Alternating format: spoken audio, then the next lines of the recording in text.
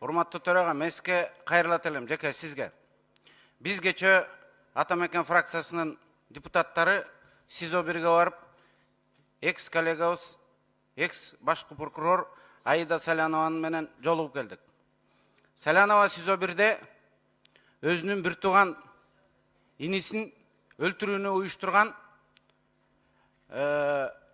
башкесер менен ошо бир СИЗОдо отуруптур.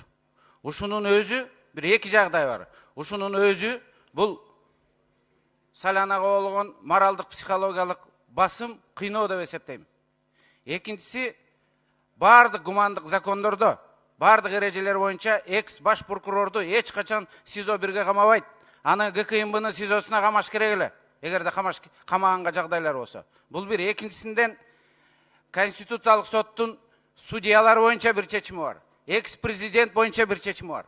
Конституциялык соттун чечими жагабы жакпайбы баарыбызга аткарууга баш ийүүгө милдеттүүбүз, эгер биз мамлекеттик укуктук мамлекетти өзүбүз эсептесек. Эгерде биз укукту бир туталы, мыйзамдуулук болсун десек, анда Конституциялык соттун эки чечимин эске алуу менен тергөө группасы Конституциялык сотко кайрылып, парламенттин макулдугу керек беле же кереги жок беле деп тактап алып туруп анан камаш керек болчу.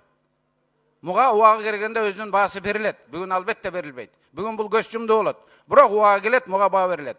Анан урматтуу төрага, сизге мен лично кайрылам. Анткени сиз биздин төрага катары, мамлекеттеги иерархия боюнча экинчи кызмат адамы катары тийиштүү органдарга тапшырма берип, Аида Салянованын укугун коргоого, мыйзамды калыбына келтирүүгө иш-аракеттерди жүргүзүңүз.